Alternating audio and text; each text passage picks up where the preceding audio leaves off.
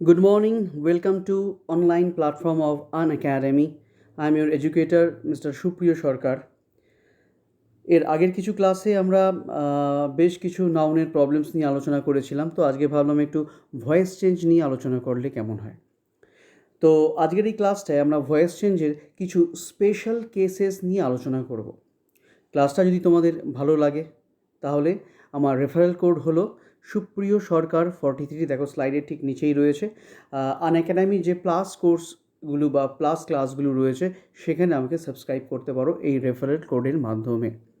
তো চলো voice change শুরু করা যাক তাহলে। দেখো, ভয়েস শব্দটা আমরা সবাই জানি।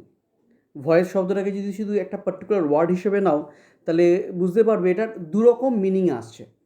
একটা হচ্ছে ভয়েস মানে তো আমরা যে গলার ভয়েস বলি, আওয়াজ, সেটাকেও মিন করি। আবার ভয়েস মানে আরেকটাও হয়, সেটা হচ্ছে সেন্টেন্স।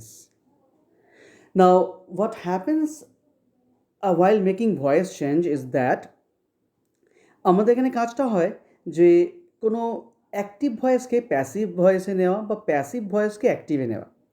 না, এই প্যাসিভ আর অ্যাক্টিভ কী জিনিস আমরা বোধহয় সবাই জানি। তো এক্সাম্পলসগুলো শুরু করার আগে বা এক্সারসাইজটা শুরু করার আগে সেই অ্যাক্টিভ বা প্যাসিভ সম্বন্ধে একটু আইডিয়া আমরা নিয়ে নিই। নাও অ্যাক্টিভ ভয়েস বলতে আমরা সে সকল সেন্টেন্সগুলোকে মিন করি যে সকল সেন্টেন্সে সাবজেক্ট সবার প্রথমে আসে।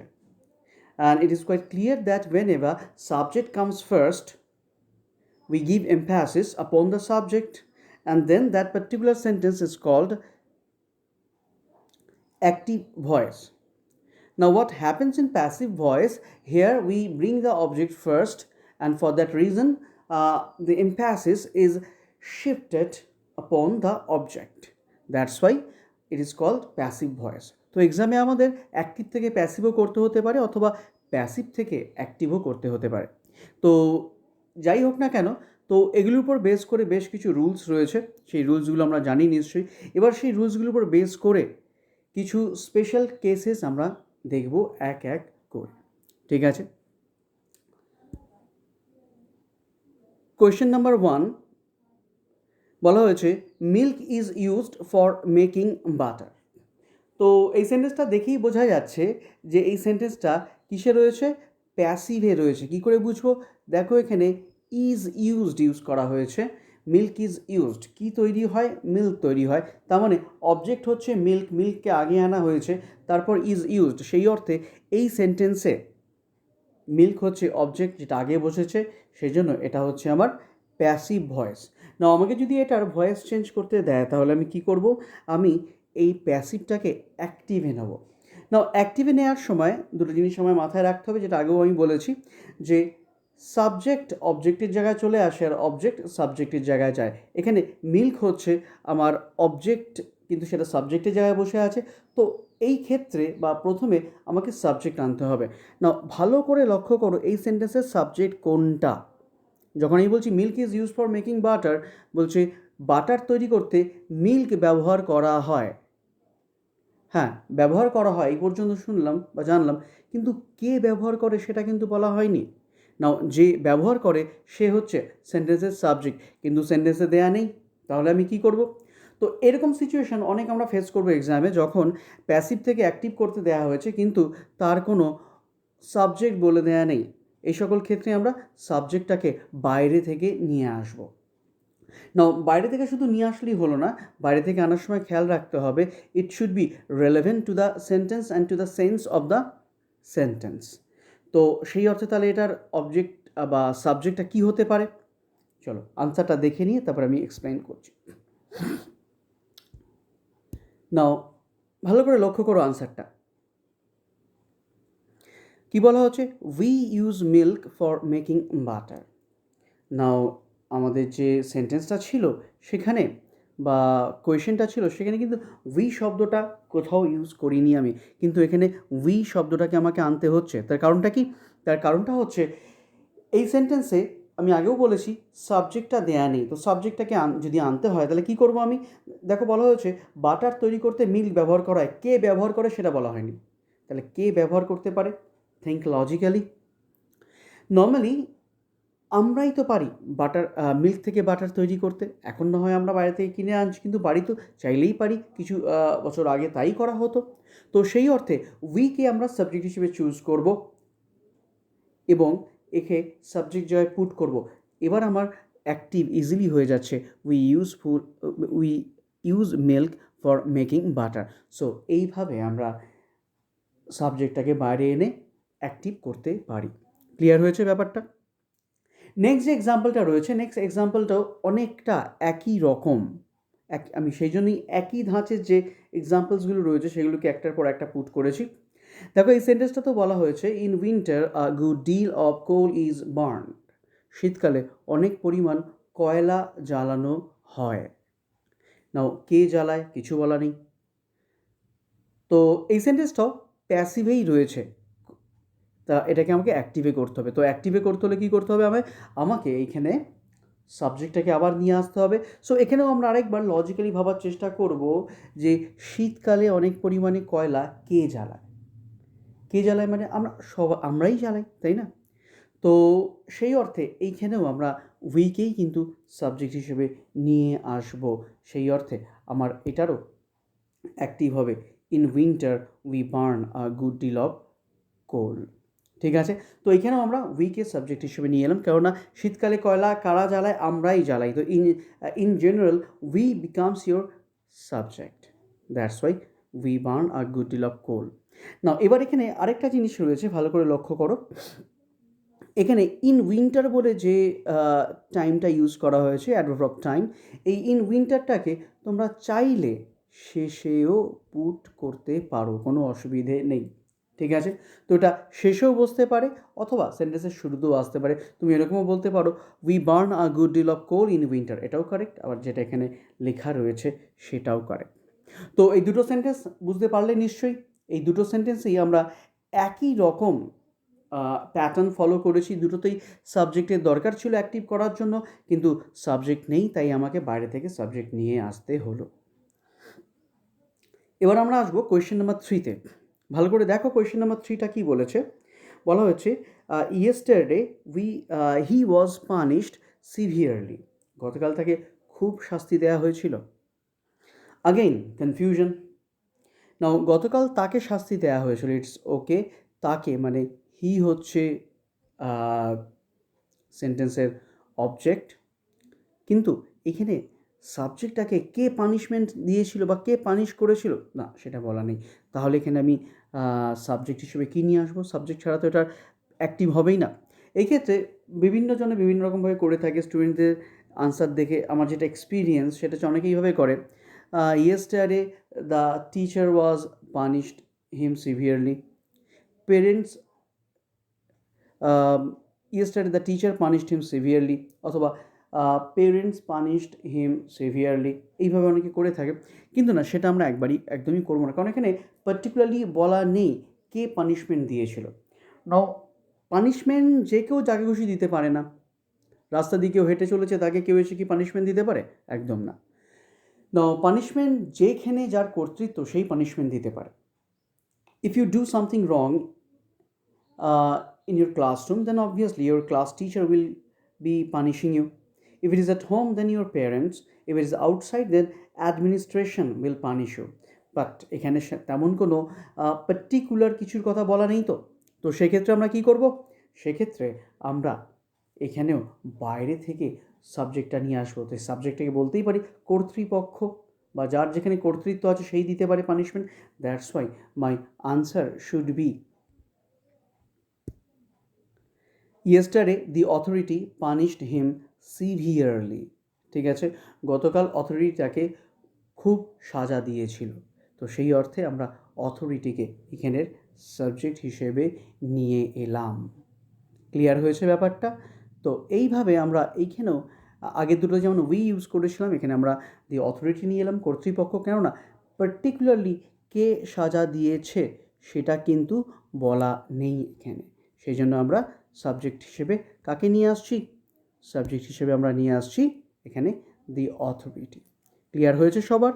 ওকে, এবার আমরা নেক্সট কোয়েশ্চেনটাতে যাব। চলো তাহলে এবার নেক্সট সেন্টেন্সটা আসি আমরা। নেক্সট সেন্টেন্সটাতে কী বলেছে? He teaches us English. খুব বেশি টাফ ওয়ার্ড এটা নয়, কিন্তু বা টাফ সেন্টেন্স এটা নয়, বাট এই সেন্টেন্সটার মধ্যে বোঝার অনেক কিছু রয়েছে। আচ্ছা, আনসারটা দেখতে পাচ্ছ, যেহেতু আমি আনসারটাতে একটু পরে আসছি, কোয়েশ্চেনটা আগে ভালো করে ডিল করি আমরা। হি টিচেস আস ইংলিশ, সে আমাদের ইংরেজি শেখায়। নাও এবার যদি এই সেন্টেন্সে অবজেক্ট তোমাকে খুঁজে বার করতে বলা হয়, কে অবজেক্ট? দেখো, একটা হচ্ছে আস, এটা হচ্ছে 1 নম্বর অবজেক্ট। দেন আরেকটা অবজেক্ট রয়েছে ইংলিশ, এটা আমার 2 নম্বর অবজেক্ট। তো এই সেন্টেন্সে দুটো অবজেক্ট আমি পাচ্ছি, আর আমরা শিখে এসেছি যে অ্যাক্টিভ থেকে প্যাসিভ বা প্যাসিভ থেকে অ্যাক্টিভ করে যখন সাবজেক্ট অবজেক্টের জায়গায়, অবজেক্ট সাবজেক্টের জায়গায়।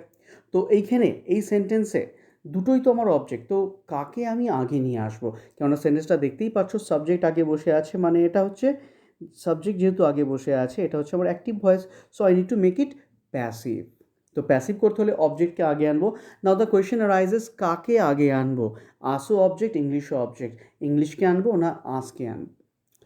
তো উত্তরটা হচ্ছে আমরা দুটোর মধ্যে যে কোনো একটাকেই আগে আনতে পারি, কিন্তু সেন্টেন্সটা বা প্যাসিভ সেন্টেন্সটা একটু ডিফার করবে দুটোর ক্ষেত্রে। প্রথমটা দেখো, প্রথম যে আনসারটা দেওয়া রয়েছে, we are taught English by him, এইখানে সাবজেক্টটা আমি সাবজেক্ট হিসেবে কাকে নিয়েছি ভালো করে লক্ষ্য করো।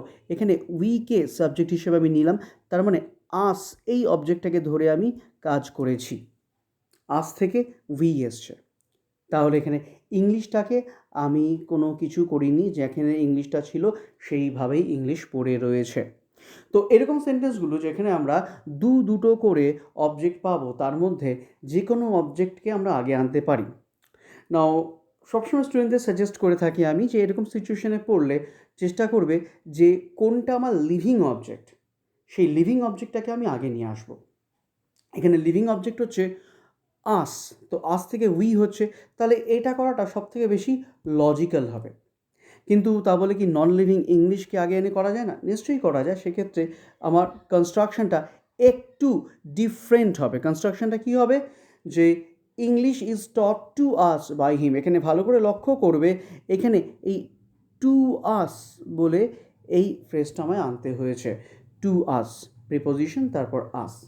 কেননা তুমি যদি বলতে English is taught us by him, না, একদমই ভুল সেন্টেন্স হতো। তো সেই অর্থে এই দুরকম কনস্ট্রাকশন আমরা ফলো করি।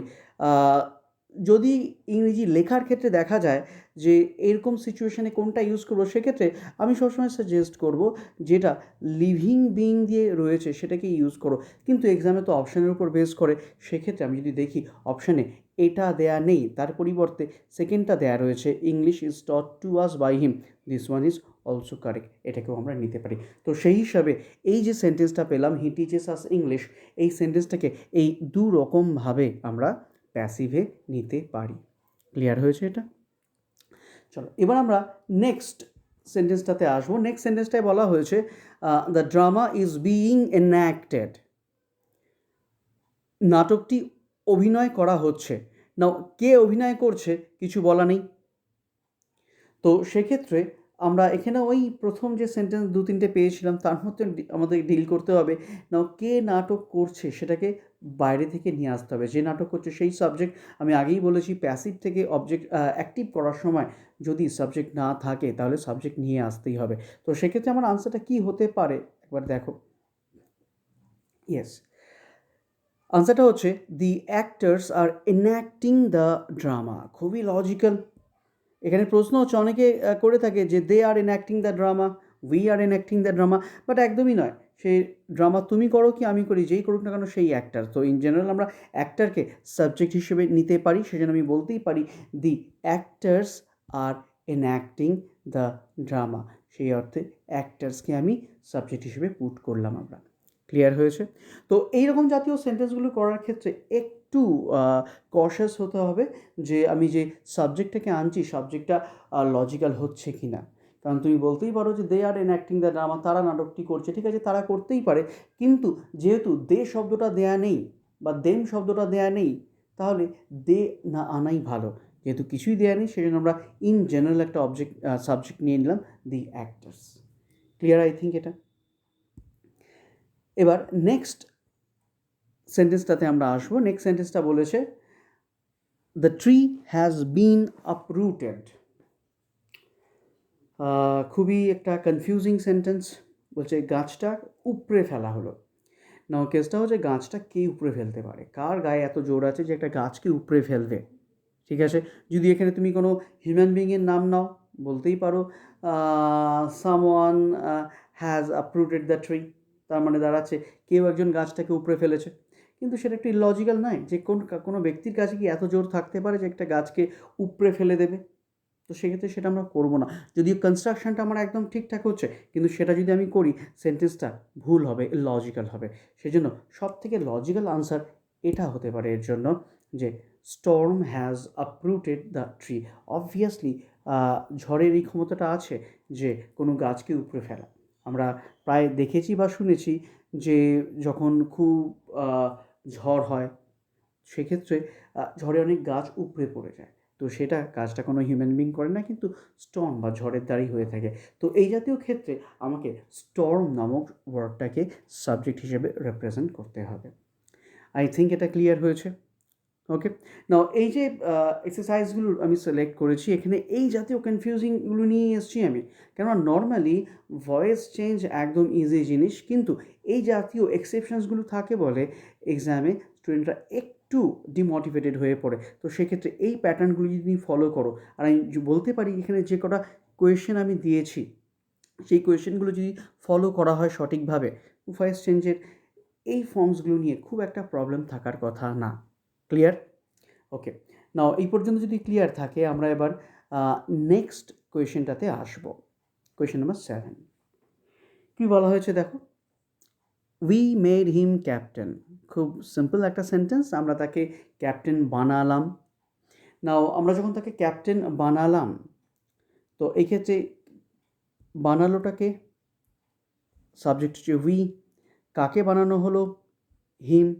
তো উই হচ্ছে আমার সাবজেক্ট আর হিম হচ্ছে অবজেক্ট। ঠিক আছে, তো সাবজেক্টও পেয়েছি অবজেক্টও পেয়েছি, ব্যাপারটা খুব সিম্পল। আমি অবজেক্টটাকে সাবজেক্টের জায়গায় নিয়ে আসবো, সাবজেক্টটাকে অবজেক্টের জায়গায় নিয়ে আসবো, হয়ে গেল। কিন্তু এই সেন্টেন্সে আরও একটা কিন্তু অবজেক্ট পড়ে আছে, ক্যাপ্টেন। না, এই ক্যাপ্টেন নামক যে অবজেক্টটা পড়ে আছে এই অবজেক্টটার কী হবে? না, এই অবজেক্টটার আমরা কিছুই করবো না, এই অবজেক্টটাকে যেমন আছে সেই জায়গাতেই রেখে দেবো। এই অবজেক্টটাকে বলা হয় ফ্যাক্টেটিভ অবজেক্ট। কী বললাম? Factitive object.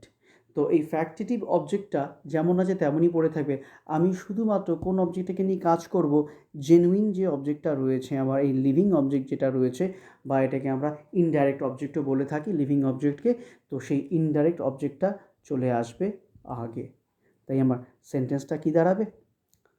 আনসারটা দাঁড়াবে এইরকম, হি ওয়াজ মেড। দেখো এত অব্দি পুরো ঠিক আছে। দেখো হি চলে এসছে সাবজেক্টের জায়গায়, হিম থেকে হি হয়ে গেল। তারপর এখানে আমরা কি করেছি? অবভিয়াসলি অ্যাজ ইউজুয়াল ওয়াজ এনেছি এবং মেডের ভিতরি মেড। এইবার এইখানে যে উইকে আমরা সাবজেক্ট হিসেবে নিয়েছিলাম, তো সেই উই এখানে বাই আস হয়ে গেল, মানে উই এখানে অবজেক্ট হয়ে গেল। তো যেহেতু উই এখানে অবজেক্ট হয়ে গেল, তাই আমরা এখানে কি করতে পারি? আমরা বাই আস ইউজ করতেই পারি। না, এবার যে বাই আস ইউজ করলাম আমরা, তো সেন্টেন্সটা ঠিক হি ওয়াজ মেড বাই আস, কিন্তু কি তৈরি হলো? এইবার এই ফ্যাক্টেটিভ অবজেক্ট যেটা রয়েছে ক্যাপ্টেন, সেটাকে আমরা এইখানে পুট করলাম। তাই আমার সেন্টেন্সটা পুরো দাঁড়ালো যে he was made captain by us. ঠিক আছে, তো এইভাবে ফ্যাক্টেটিভ অবজেক্ট দিয়েও আমি সেন্টেন্সগুলোকে করতে পারি। ক্লিয়ার হয়েছে এটা? চলো এবার নেক্সট সেন্টেন্সটায় আমরা আসবো। নেক্সট সেন্টেন্সটাও খুবই ইম্পর্ট্যান্ট এবং খুবই কনসেপচুয়াল একটা জিনিস রয়েছে এর মধ্যে। দেখো এখানে বলা হয়েছে yesterday I saw him play cricket. আচ্ছা, এখানে একটা কথা বলে রাখি, এই জিনিসটা এরার কারেকশনেও কাজে লাগতে পারে। অনেক সময় এরকম দেওয়া থাকে সেন্টেন্সটা, yesterday I saw him playing cricket. ঠিক আছে, তো সেটা কিন্তু একদম ভুল হবে। তার কারণটা হচ্ছে ভার্বের ক্লাসে আমি তোমাদের আবার বলবো যে এই সি থেকে স শব্দটা এসছে। এই স বা সি হচ্ছে এগুলোকে আমরা বলে থাকি ইনভলেন্টারি ভার্ব, বা এগুলোকে অনেক সময় স্টেটিভ ভার্ব এই হিসেবেও রিপ্রেজেন্ট করা হয়ে থাকে। আর এই ইনভলেন্টারি ভার্বগুলো কখনো কন্টিনিউয়াস সেন্স এক্সপ্রেস করতে পারে না। তো যেহেতু কন্টিনিউয়াস সেন্স এক্সপ্রেস করতে পারে না, তাই তার সাথে আমরা শুধুমাত্র V1ই ইউজ করি। এটা অ্যাক্টিভের ক্ষেত্রে, কিন্তু অ্যাক্টিভে এটা হয়। কিন্তু যে এটাকে আমরা প্যাসিভে নিয়ে নিই, তখন কিন্তু ব্যাপারটা একটু চেঞ্জ হয়ে যায়। দেখো ভালো করে, প্যাসিভের আনসারটা কী হচ্ছে আমার, yesterday he was scene playing অথবা টু প্লে ক্রিকেট। এইবার এইখানে ভালো করে লক্ষ্য করো, আমি আগে কিন্তু প্লেয়িং ইউজ করিনি বা টু প্লেও ইউজ করিনি, কিন্তু এইখানে কিন্তু আমি প্লেয়িং ইউজ করলাম, ঠিক আছে। এখানে কিন্তু আমি আবার টু প্লেও ইউজ করলাম। তো এটা খেয়াল রেখো, যখন এই সি বা হিয়ার দিয়েও হতে পারে, সি বা হিয়ার দিয়ে কোনো সেন্টেন্স আমরা অ্যাক্টিভ থেকে প্যাসিভে নিই, তখন অ্যাক্টিভে আমরা ভার্ব ওয়ান ইউজ করব, আর প্যাসিভ আমি চাইলে এরকম পার্টিসিপল বা যেমন প্লেইং ইউজ যে সেটাও ইউজ করতে পারি, অথবা টু প্লে ইউজ করতে পারি। এই অবধি ক্লিয়ার না? এর সাথে আরেকটা ছোট্ট জিনিস বলার আছে, সেটা হচ্ছে এইখানে সাবজেক্টটা কে ছিল, সাবজেক্ট ছিল হচ্ছে আই, ঠিক আছে। এবার এক্সামে কখনো কখনো অপশানে এই আইটা দেয়া থাকে না, মানে yesterday he was seen playing cricket, হিসাব মতো এখানে কী হওয়া উচিত, প্লেইং ক্রিকেট বাই মি, এটা হওয়া উচিত। হ্যাঁ, এটা দিলেও কিন্তু কোনো ভুল নেই, এটাও কারেক্ট, কোনো ভুল নেই। কিন্তু অপশান অনেক সময় এটা নাও পেতে পারো, সেই অর্থে সেন্টেন্স এত অবধিও থাকতে পারে, yesterday he was seen playing অথবা to play cricket, this one is also correct. Clear হয়েছে সবার ব্যাপারটা? Any confusion? ওকে, নেক্সট আমরা আসবো question number 9-এ।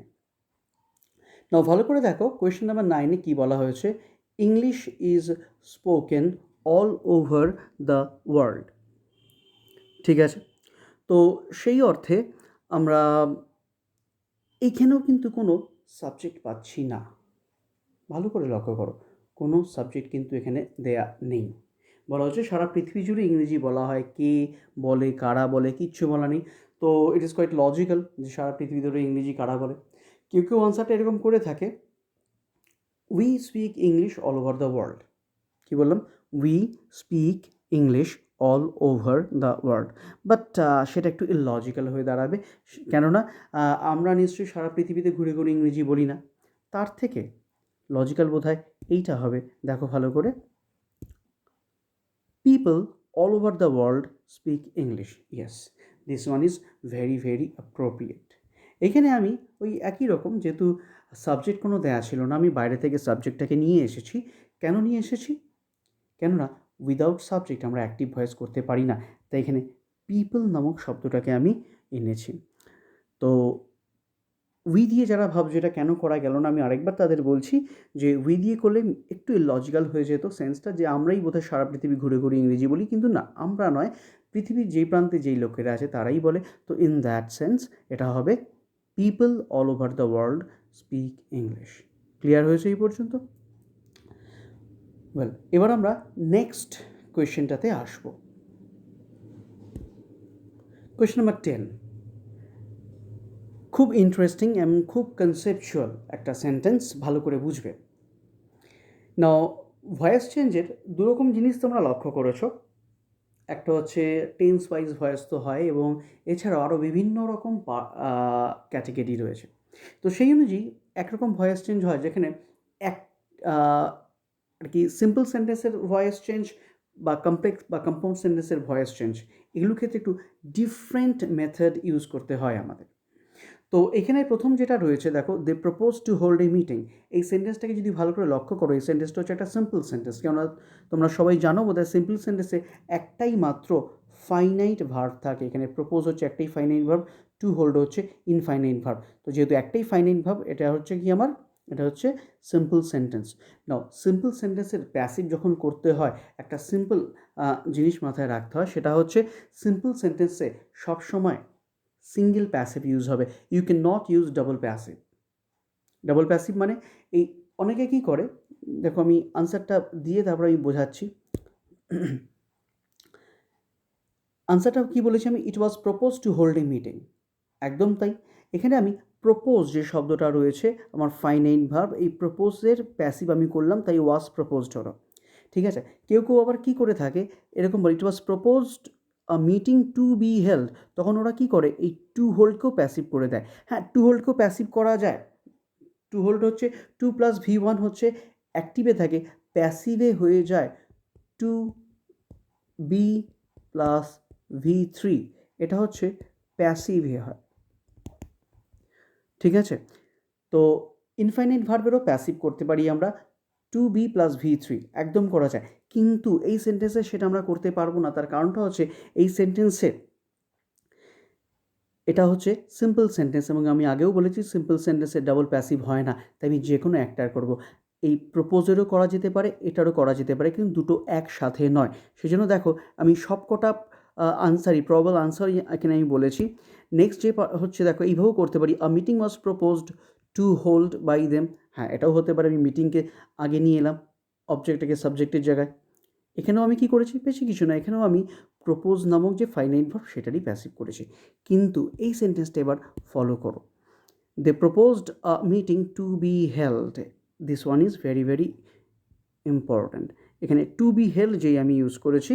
Now to be held কী করে হলো, একটু আগেই বললাম ইনফাইনাইট ভার্বেরও প্যাসিভ করা যায়, তো এখানে আমি ইনফাইনাইট ভার্বের প্যাসিভ করেছি, সেই জন্য হলো they proposed a meeting to be held. তো এইভাবে এই দুরকম বা এই তিন রকম আনসারই হতে পারে এই সেন্টেন্সটা। এবার এক্সামে অপশানে কোনটা দেবে দ্যাট ম্যাটার্স, তো অপশান অনুযায়ী আমরা চুজ করি। অবভিয়াসলি তিনটে অপশান একসাথে কখনো থাকবে না আশা করা যায়। এবার নেক্সট যে সেন্টেন্সটায় আসবো, নেক্সট সেন্টেন্সটায় একই রকম সেন্টেন্স, শুধু ওটা ছিল সিম্পল সেন্টেন্স, এটা হচ্ছে complex sentence. They propose that they would hold a meeting, এটা কমপ্লেক্স সেন্টেন্স। তার কারণ হচ্ছে এখানে দুটোই ফাইনাইট ভার্ব, প্রপোজও ফাইনাইট ভার্ব, হোল্ডও ফাইনাইট ভার্ব, এবং খেয়াল রাখতে হবে whenever it is your complex sentence double passive must be use if can be done, যদি করা যায় তো দুটোরই প্যাসিভ আমরা করব। তো সেই অর্থে এটাও একটা ফাইনাইট ভার্ব, এটারও প্যাসিভ হবে, উড হোল্ডও একটা ফাইনাইট ভার্ব, এটারও প্যাসিভ হবে।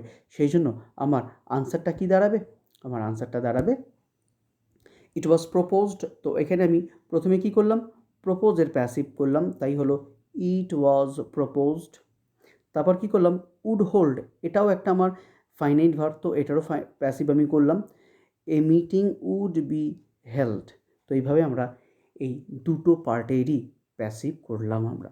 ঠিক আছে, সো এইভাবে আমরা সিম্পল সেন্টেন্স আর কমপ্লেক্স সেন্টেন্সের প্যাসিভ করব। খেয়াল রাখবে এই সিম্পল এবং কমপ্লেক্স সেন্টেন্সের প্যাসিভ করার সময় সিম্পল সেন্টেন্সে যে কোনো একটা পার্টেরই প্যাসিভ হবে।